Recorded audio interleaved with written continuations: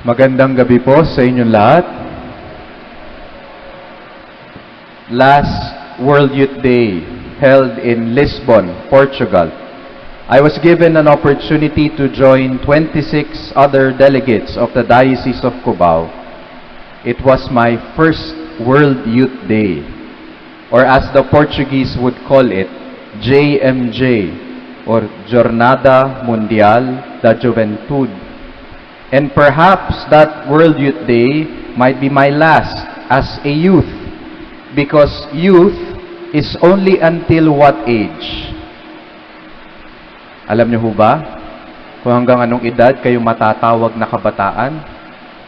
Until the age of 39. And I turned 40 9 days after the World Youth Day. So tamang-tama ang timing.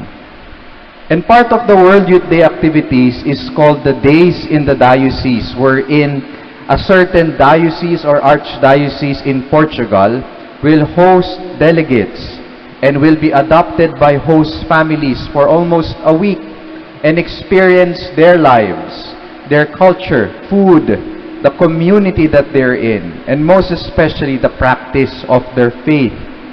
Now, the Diocese of Cubao, we were hosted by the Archdiocese of Évora in a town in the middle part of Portugal called Samora Correia, under the parish Nossa Senhora da Oliveira, sa Ingles, Our Lady of the Olive Tree.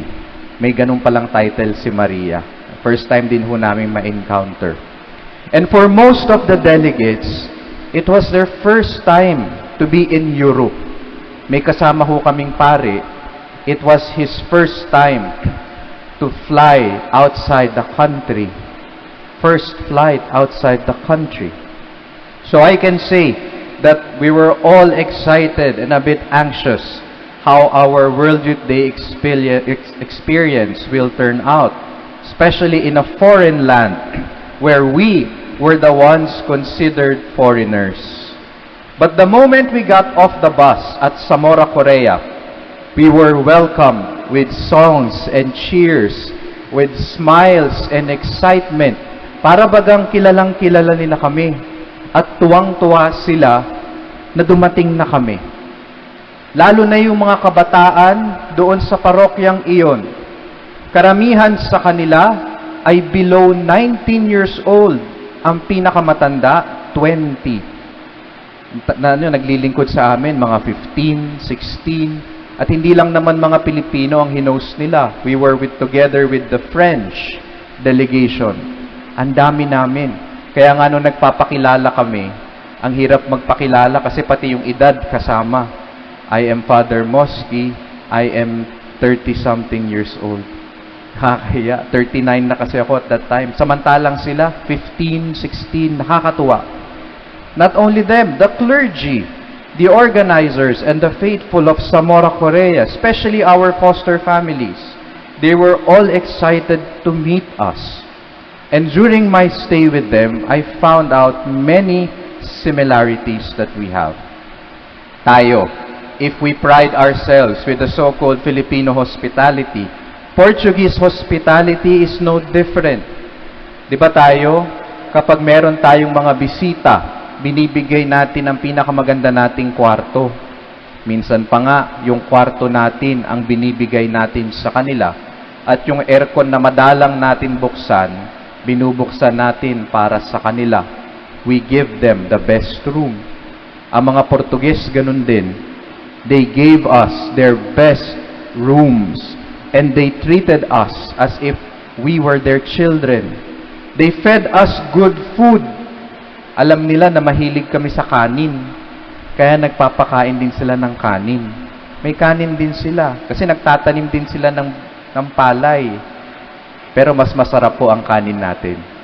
Nagpapakain sila ng gusto namin. Hindi lang yon. Sinusundo kami at hinahatid lagi ng aming mga foster families. Para talaga kaming mga anak nila. My foster father and mother, hindi sila marunong mag-Ingles. Portuges at Italiano lang ang alam nilang wikain. but they tried their very best to communicate with us by their gestures. Kain, tulog. They tried their very best. And we introduced to them the wonders of technology, yung Google Translate, kung saan magsasalita lang sila sa telepono at itatranslate na para sa amin. But they did their very best and gave us everything that we needed. We came as strangers and foreigners. Alam yan ng isa sa kabataan natin, si Benjo, na nasa choir dahil kasama siya sa delegate sa 27.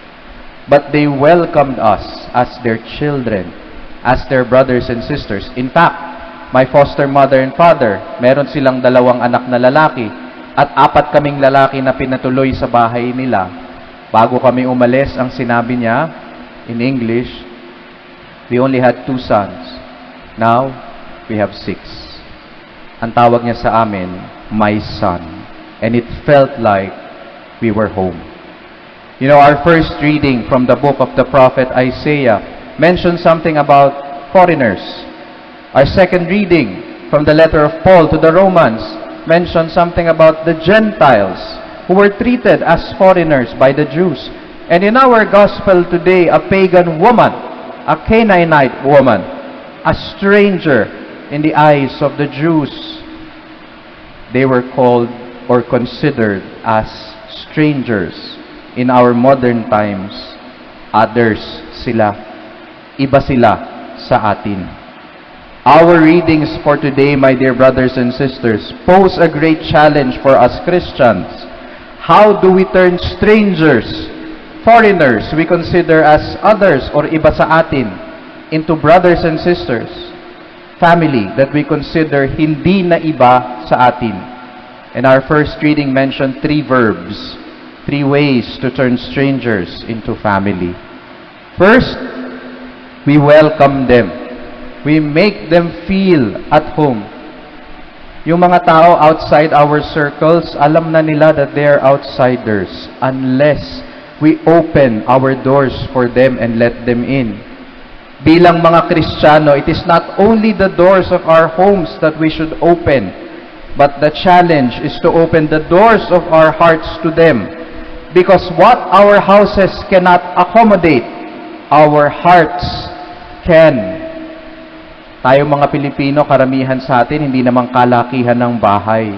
We do not own mansions and palaces, but by being Christians, when we welcome strangers in our community, despite our small houses, our humble homes become huge mansions because of our big hearts, not only because of our Filipino hospitality, but most especially because of our Christian charity. And suddenly, yung iba sa atin, they feel and receive the royal welcome. Masasabi nilang, we feel right at home. Maliit man ang bahay natin, kasya pa rin kahit ang iba sa atin. Kung bubuksan lamang natin, hindi lang ang ating bahay, lalong-lalo na ang ating buhay. Second, we minister to them. How many of us are willing to serve those we do not know, those unfamiliar to us? Yung pag-welcome nga ng estranghero is hard as it is. Serving them, for most of us, that's a bit of a stretch. Kung hindi nga natin matignan sa mata, mabati man lang ng good evening, or kahit ngitian man lang, paglingkuran pa kaya? Alam niyo ho, sa Zamora, Korea, ang misa nila sa linggo, kung hindi ako nagkakamali, ay 2 lamang. Tama, Benjo? Isa sa umaga, isa sa gabi.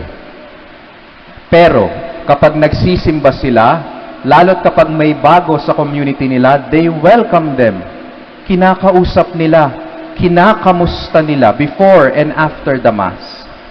They are one community and one family, and no one is considered a stranger.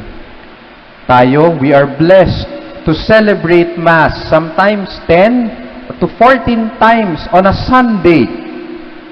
Pero yung mangitian man lang natin, yung makasabay natin sa misa, mag good morning or good evening man lang tayo sa katabi natin, o mangitian man lang natin ang mga tao sa paligid natin. Tignan ninyo ang mga katabi ninyo, sa kanan, sa kaliwa, sa harap, at sa likod. Oo, hindi nyo alam ang pangalan nila, pero nginitian nyo man lang ba sila? Binati nyo man lang ba sila ng good evening? Minsan nga, kapag peace be with you, yung kilala lang natin, yung binabati natin ng peace be with you. The challenge gets tougher, my dear brothers and sisters. Because as Christians, we are called to wash each other's feet. And when we do that, we make them as brothers and sisters. When we wash the feet of strangers, hindi na sila iba sa atin. They become family, our brothers and sisters. Hindi na natin kailangan maghanap ng paglilingkuran. Pwede namang simulan sa pamilya at pwedeng simulan dito sa misa. Are you willing to serve them? Get to know them. Kaya nga tinatawag sa atin, isang pamilya. Because if it's difficult for you to welcome them and minister to strangers, it will be difficult for you to do the third challenge, and that is, you love them. In making strangers as our brothers and sisters, ito po, this is the ultimate test. Kapag meron tayong kaaway, people we have not forgiven, people we despise, and those we consider very difficult to love, those we have made strangers by cutting them off from our lives, ang hamon sa atin, love them so as to make them family once again. Tandaan natin, we are all loved and forgiven by God, despite our cutting ourselves off from Him by committing sin. Tayo na ang pumutol ng ugnayan, Diyos pa rin ang gumawa ng paraan. Kung lahat tayo ay minamahal at kinaawaan ng Diyos, who are we not to love those we consider strangers at iba sa atin, especially those we consider enemies? You know, in our gospel, Jesus did the same. He welcomed the woman. He ministered to her. And He loved her. But He showed that in the end. But before showing that, He wanted to test not only the woman, but also the apostles. He wanted to test the woman's humility, but He also wanted to test the apostles' charity. So umpisa, parang si Jesus, hindi siya namamansin, wala siyang pakialam. Parang hindi niya naririnig o nakikita ang babae. At sinabi pa nga niya, bakit ko ibibigay ang pagkain para sa anak ng Israel sa isang aso? Kung ikaw ang babae, baka na-insulto ka na. But the woman responded in humility and faith. Sabi niya, even the dogs eat the scraps that fall from the table of their master. Pumasa ba yung babae? Pasado. But look at the response of the apostles. Those Jesus considered as His brothers. Anong sinabi nila? Send her away. Minsan, ganun tayo. Pag may lumalapit sa atin na tinuturing nating iba sa atin, para lang matigil na, we send them away. The bare minimum is to pray for them, pero hindi pa rin natin magawa iyon. Or worse, while sending them away, we judge them. Pumasa ba ang mga apostoles? Hindi. But out of love, Jesus used this moment as a teaching moment by mirroring to them what exactly not to do with strangers, those that are different from us. Huwag niyong itaboy.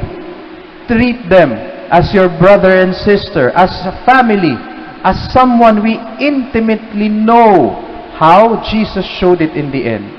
By welcoming the woman, ministering to her, healing her daughter, by answering her prayers, and loving her. Why? Because He knew her even before the woman approached Jesus. Paano ko nalaman? Because God created her. That's why God knows her intimately.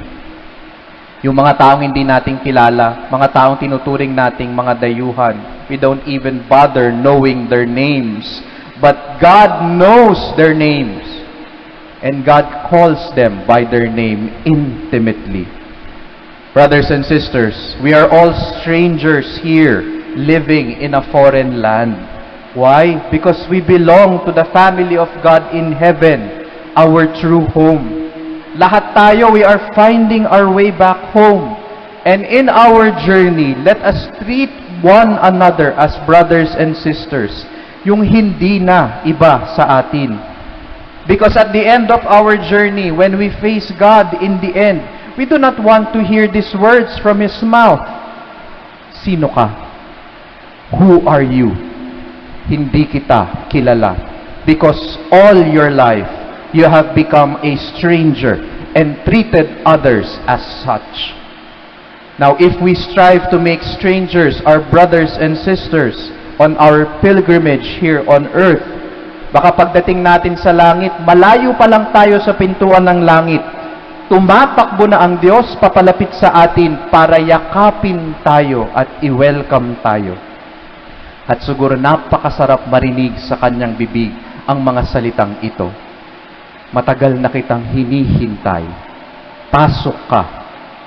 Kilala kita. Amen.